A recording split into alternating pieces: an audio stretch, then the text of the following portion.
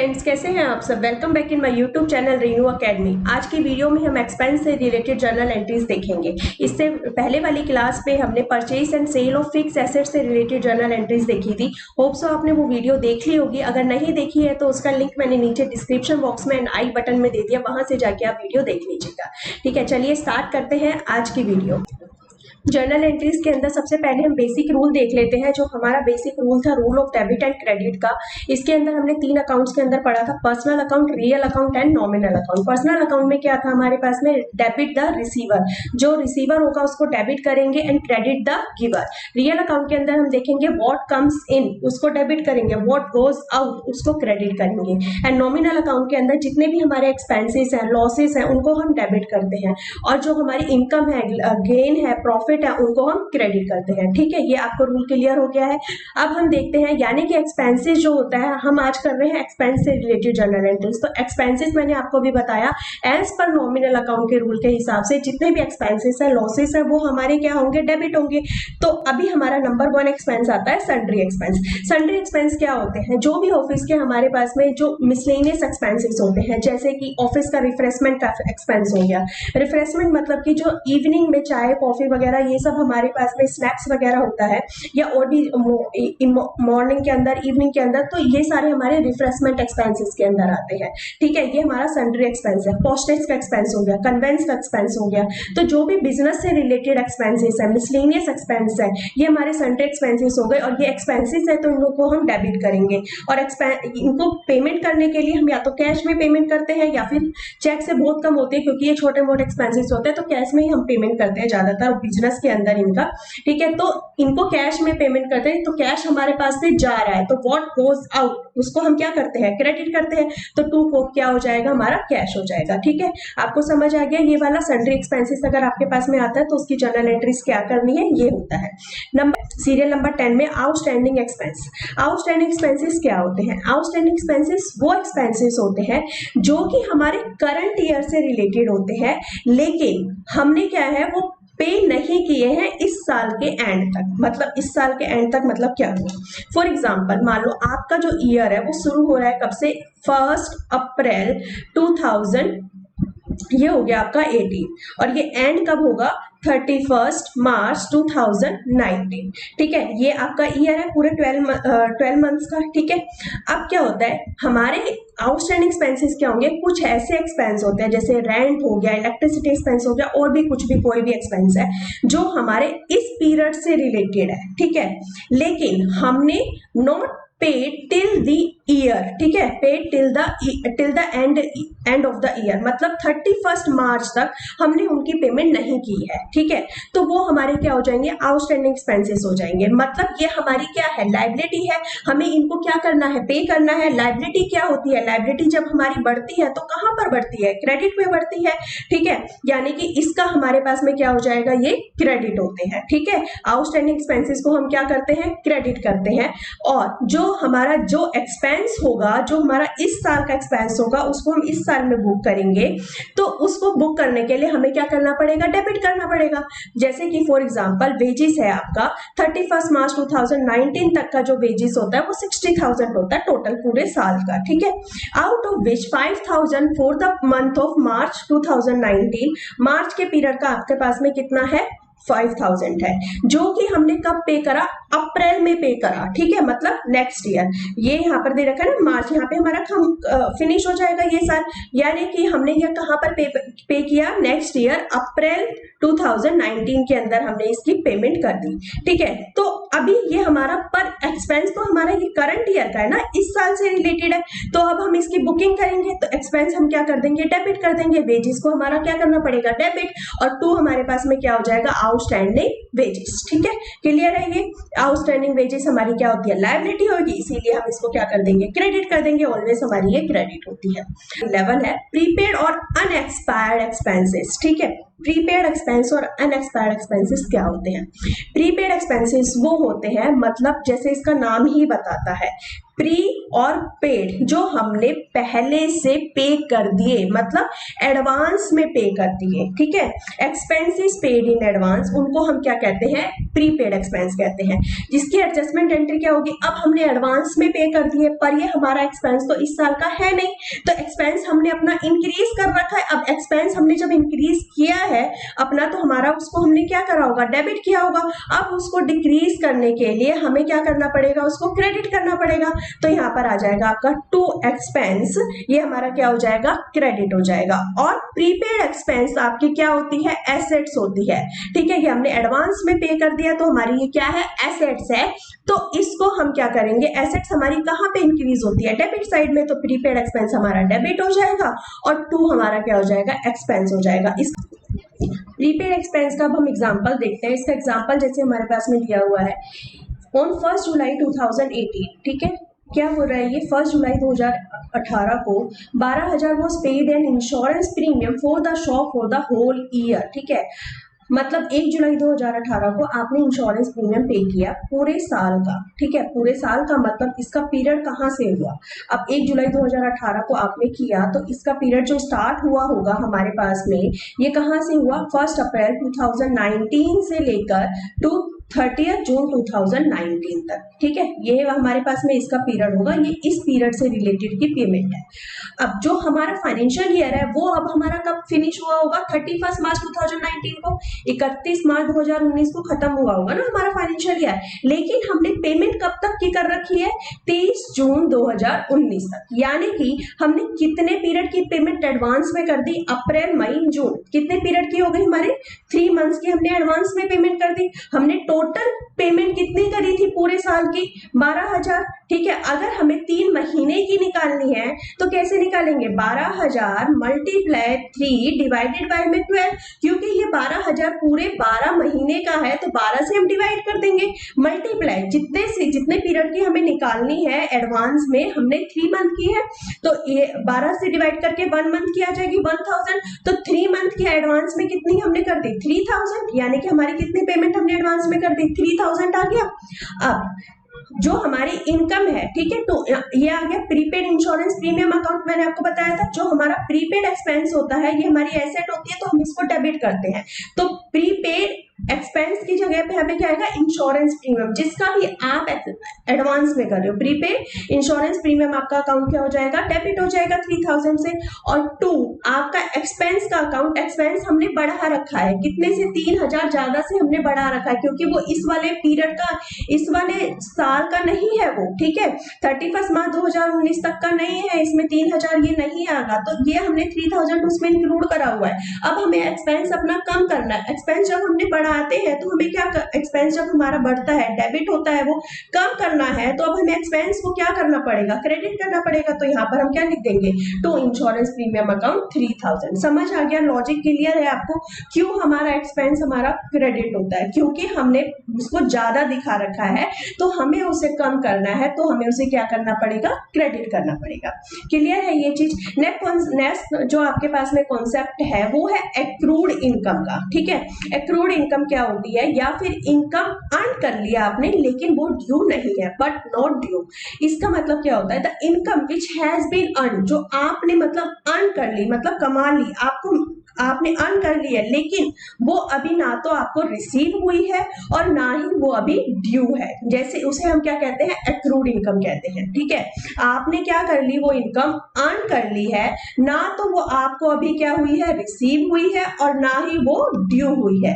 जैसे कि for example हमारे पास में इन्वेस्टमेंट करी हमने किसी चीज के अंदर, ठीक है, हम जो इन्वेस्टमेंट कर देते हैं, हमने इन्वेस्टमेंट करी, इन्वेस्टमेंट का हमें क्या मिलता है, इंटरेस्ट मिलता है, फिर ठीक है, हम जहां पे पैसा लगाते हैं, इन्वेस्ट करते हैं, उसके ऊपर हमें क्या मिलता है, इंटरेस्ट मिलता है।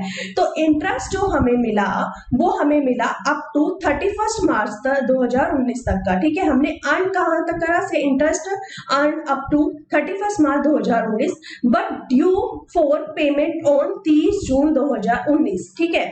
हमारा जो 31 मार्च 2019 तक का जो इंटरेस्ट है, इसकी जो पेमेंट ड्यू होगी वो कब ड्यू होगी, जाके 30 जून 2019 19 तक, ठीक है। लेकिन यहाँ पर तो ये वाले जो इंटरेस्ट है ये हमने अर्न कर लिया ना, ठीक है, यहाँ पे हमारा अर्न हो गया, लेकिन ये ड्यू कब होगा, नेक्स्ट ईयर में जाके होगा, इस साल तो ये ड्यू नहीं होगा। तो ये जो आपकी होती है, इसको, इस इनकम को जो हम कहते हैं, ये जो आपके इंटरेस्ट इनकम है, इसको हम कहते हैं एक्रूड इनकम, ठीक है।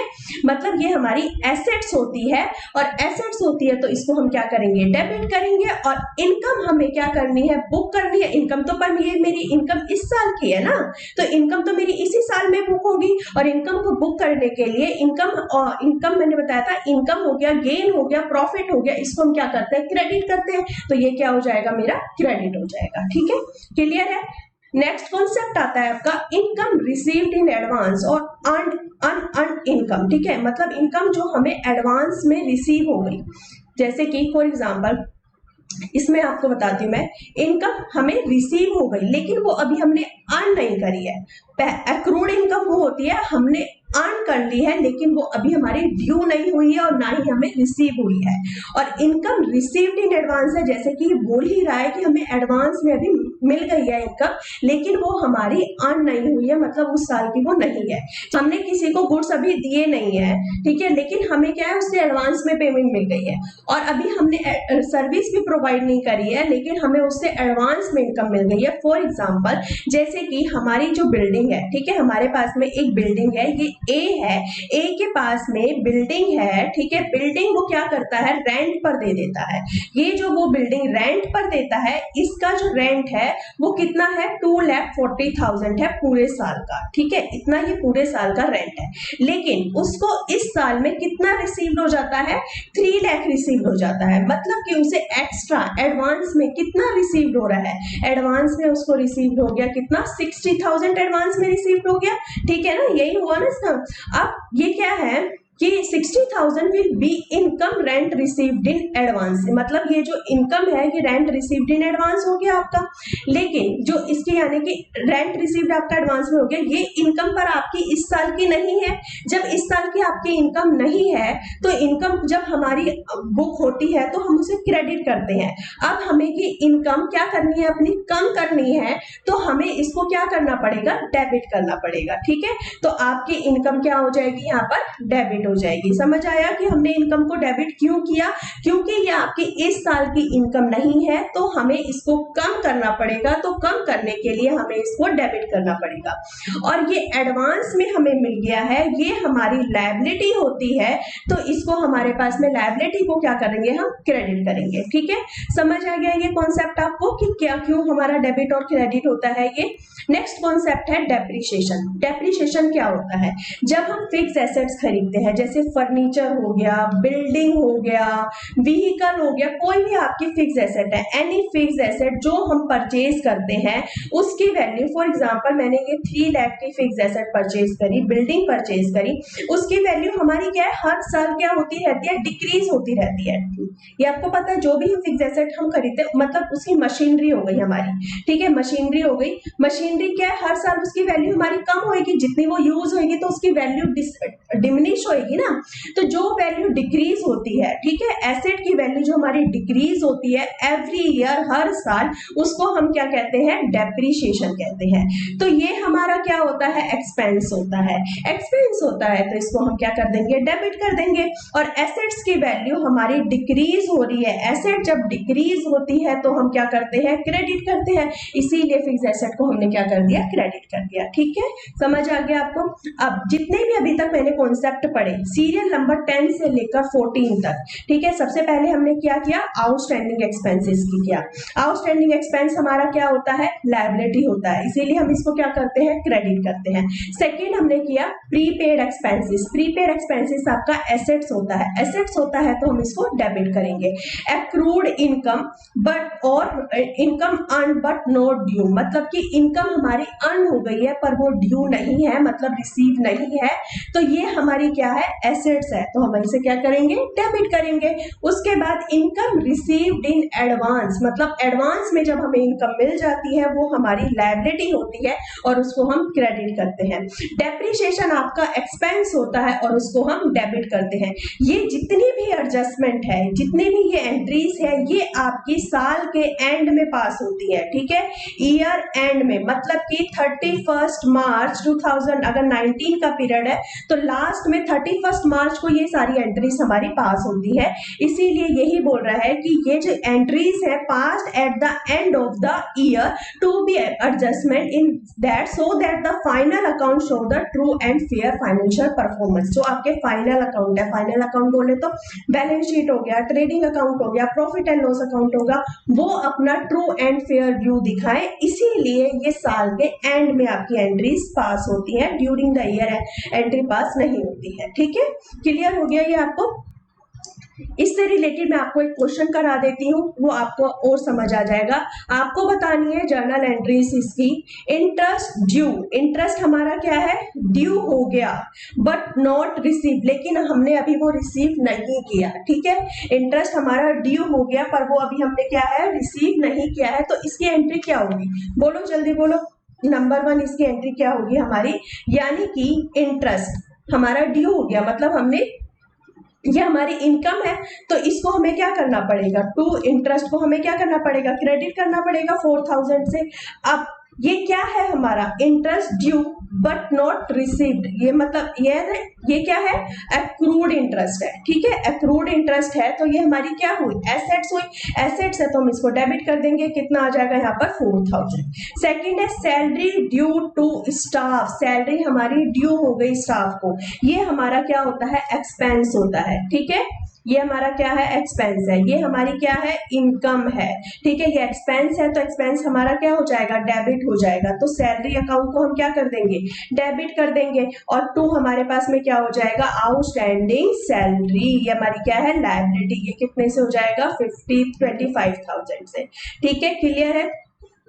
थर्ड एंट्री आती है, out of rent paid this year, इस साल का 2000 रिलेट्स टू नेक्स्ट ईयर। 2000 हमारा किससे रिलेट करता है, नेक्स्ट ईयर से रिलेट करता है, मतलब कि हमने रेंट एडवांस में पे कर दिया, यही हुआ ना, हमने प्रीपेड पे कर दिया रेंट, मतलब ये हमारी क्या हुआ, एक्सपेंस हमने पहले से पे कर दिया। तो इसकी एंट्री क्या होगी, प्रीपेड रेंट को हमें क्या करना पड़ेगा, ये हमारी क्या हुई, एसेट हुई। मैंने आपको बताया था जो हम प्री पे कर देते हैं पहले से तो हमारा ये एसेट हो जाएगी, प्रीपेड रेंट आपके पास में क्या हो जाएगा, डेबिट, और 2 हमारे पास में क्या हो जाएगा, यहाँ पर रेंट अकाउंट आ जाएगा। ठीक है, ये हमारे पास में कितने से है अमाउंट इसका, 2000। क्लियर है ये एंट्री। नेक्स्ट एंट्री हम देखते हैं क्या दे रखी है, provide 10% depreciation on furniture costing ₹5000। आपके पास में फर्नीचर की वैल्यू दे रखी है कितने की, 5000 की। ठीक है, फर्नीचर की जो आपके पास में वैल्यू है वो है 5000 की, और डेप्रिसिएशन का रेट दे रखा है कितना परसेंट, 10%। तो आपके पास डेप्रिसिएशन का रेट 10% है, ये इतना दे रखा है आपको, तो जो डेप्रिसिएशन की वैल्यू आएगी वो आएगा 5000 मल्टीप्लाई 10% इज इक्वल टू आपका हो जाएगा ये कितना, 500। समझ आ गया। डेप्रिसिएशन आपका क्या होता है, एक्सपेंस होता है, तो इसकी एंट्री क्या हो जाएगी, डेप्रिसिएशन अकाउंट को आप क्या कर दोगे, डेबिट कर दोगे, और 2 आपके पास में क्या आ जाएगा, यहाँ पर फर्नीचर आ जाएगा। ठीक है, समझ आ गया, ये 500 रुपए से आपकी ये एंट्री हो जाएगी। एंट्री आपको दे रखी है, goods use in making furniture, मतलब फर्नीचर बनाने में आपने गुड्स यूज किए। फर्नीचर आप इंक्रीज कर रहे हो, अपना फर्नीचर की वैल्यू क्या हो रही है आपकी, इंक्रीज हो रही है, मतलब एसेट आपके पास में क्या हो रही है, इंक्रीज हो रही है। तो फर्नीचर को आप क्या कर दोगे, यहाँ पर डेबिट कर दोगे। ठीक है, फर्नीचर आपका क्या हो जाएगा, फर्नीचर अकाउंट को आप कर दोगे डेबिट, और 2 आपने गुड्स परचेज किए, ठीक है, यूज किए, तो यानी कि ये 2 क्या हो जाएगा मेरे पास में, परचेज। ये कितना, जो हमारे गुड्स थे, कंपनी के जो गुड्स थे वो आपने यूज किए फर्नीचर के लिए, तो मतलब कि आपका वो परचेज क्या हो रही है, आपके जो वहां से परचेज आपके डेबिट में इंक्रीज होती है ना, तो अभी हम वहां से उसको यूज कर रहे, तो अभी हमें क्या करना पड़ेगा, वो कम हो जाएगी। तो आपकी एंट्री यहाँ पर क्या हो जाएगी, टू परचेज अकाउंट आप कर दोगे और ये कौन से पर होती है एंट्री, ये कोस्ट पर होती है। ऑलवेज याद रखना है कि जब भी ये आएगा तो हमारे पास में ये एंट्री किस पे करनी पड़ेगी, कोस्ट पे करनी पड़ेगी। और कोस्ट यहाँ पर हमारे पास में दी हुई है 1500, तो आप यहाँ पर लिख दोगे कितने से आपका अमाउंट आ जाएगा, यहाँ पर 1500 यहाँ पर लिख दोगे और 1500 आपका यहाँ पर आ जाएगा। ठीक है। नेक्स्ट एंट्री आपको दे रखी है entry number 6, received commission of ₹10,000 by cheque. Cheque से आपको कमीशन मिला 10,000 का, half of which is in advance. इसमें से हाफ जो है वो आपका एडवांस है। हाफ मतलब कितना हो गया, इसके अंदर से 5,000 ये आपका क्या है, एडवांस है। आपका जब कमीशन आपको रिसीव होगा तो उसकी एंट्री हम क्या करेंगे, चेक से जब हम मिलेगा हम क्या करते हैं, डेबिट द रिसीवर करते हैं। बैंक है यहाँ पर, चेक से पेमेंट हुई है तो हम क्या करेंगे, नंबर 1 एंट्री बैंक अकाउंट को आप क्या कर दोगे, डेबिट कर दोगे, डेबिट द रिसीवर। और 2 हमारा क्या हो जाएगा, इनकम। इनकम क्या है, कमीशन रिसीव्ड अकाउंट। ठीक है, ये हमारी इनकम है, तो इनकम हमारी क्रेडिट होती है। ये 10,000 की हमने ये बुक कर दी। पर ये जो इनकम हमने 10,000 की बुक करी है, इसमें से 5,000 जो है वो हमारा एडवांस में है, तो हमें ये 5,000 कम करना पड़ेगा। ये तो इस साल का है नहीं, तो इस कमीशन रिसीव्ड अकाउंट को आप क्या कर दोगे, यहाँ पर ये अभी क्रेडिट हमारे, इसको कम करने के लिए हमें क्या करना पड़ेगा, डेबिट करना पड़ेगा। कितने से, 5,000 से।